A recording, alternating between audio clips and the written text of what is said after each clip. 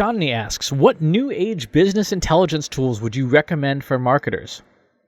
New age? Like healing crystals and stuff? I'm assuming you mean what new technologies would I recommend for marketers? I wouldn't. Here's why.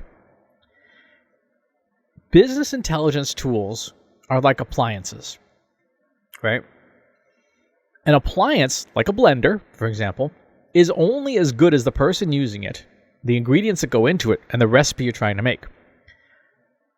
Recommending a shinier, faster, more powerful blender doesn't help if you don't know what a blender is or how to use one properly, right? Let's say you're making smoothies. Should you be using a blender? Yes, right? Because making a smoothie by hand sucks. If you're making steak, should you use a blender? No, you shouldn't. Not for any reason. I can't think of a single application where that makes sense. So there are all these business intelligence tools out there. There's classics like SPSS, there's Tableau, there's Alteryx, there's RStudio and Python and Google Data Studio, and you name it. There's so many to choose from.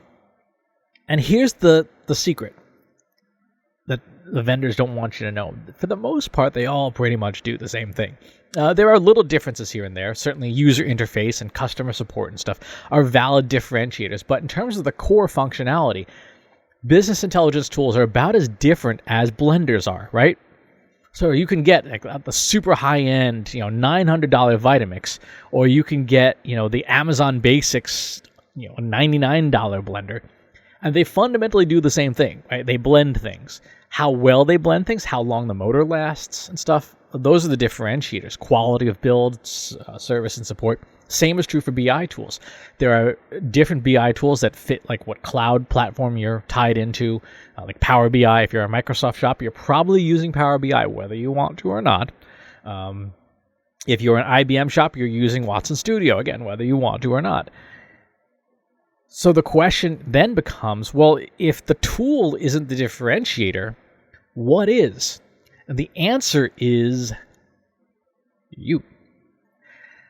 What I would recommend for marketers is not more tools, right? If you've got a blender, you don't need a second blender. Even though every blender vendor out there would like you to buy their blender, you don't need more than one. Maybe two if you're afraid that one's going to break. Same with BI tools. It's not a question of, do you need a better tool? Unless the tool you've bought is horrendous. The bigger question is, do you know how to use the ones you have? And do you have a book of recipes? And do you have the right ingredients? So let's presume and say you have the right ingredients. You've got good data and it's clean, which is admittedly a very large assumption. Do you personally know the different statistical techniques that your BI tool is performing? Do you know what questions to ask of it? Do you know when you should use regression versus classification? Do you know the different types of regression? That knowledge, which are kind of like recipes and techniques in cooking, right? That knowledge is what's going to make a BI tool useful. So it's not the tool, it's the person using the tool. And so I would recommend to marketers that you learn the basics of data science. You don't have to become a data scientist, right? You don't have to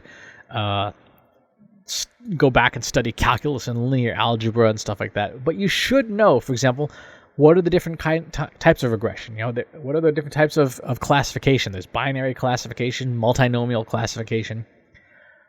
You should know what those things mean. You don't need to know the math behind them necessarily, but you should know, if you open a BI tool, what do all these buttons do and what do they mean? Right? When you look at a blender and you look at the control panel for a blender, you should at least have a general idea of what each button does. You don't have to know the specifics. You don't have to know how electricity flows through the electromagnets that powers the motor and all that stuff. That's not helpful. But if there's a smoothie button and there's a soup button, you probably should know the difference between the two. The same thing is true of your BI tools. If a tool is saying, here's some regression, here's some prediction, here's some classification, what does it mean? What do the buttons do? When do I use any given button? Do you push this button when you have data from Excel? Do you push this button when you have data from Google Analytics? How do you reconcile all of these different options?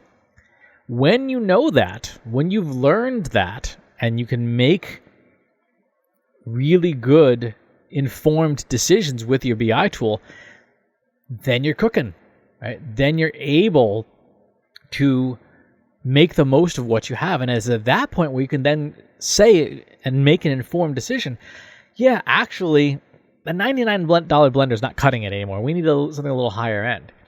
But you'll know why. You'll know what things your BI tool can and cannot do.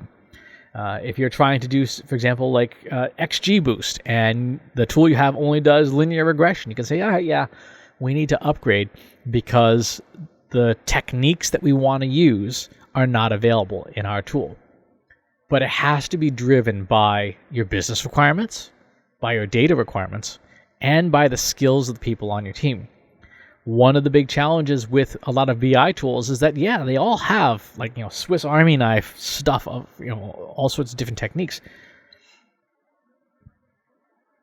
But do you know what to do with it? Do you know when to apply each of these techniques? And that's what sets apart not only BI tools, but that's what sets apart people in the organization. I know when to use this technique versus that technique, right? It's like cooking. Do you know when to blend and when to fry or to broil? They're different. They're very different. Again, if you're making steak, you're probably going to want to broil, maybe fry, definitely never blend. So that's what I would recommend. I can almost certainly guess there are a number of people who work at vendors saying, I wish you had mentioned my tool. And look, I'm sure your tool is great. In the hands of somebody incompetent, it's useless. In the hands of somebody who's proficient, it does amazing things.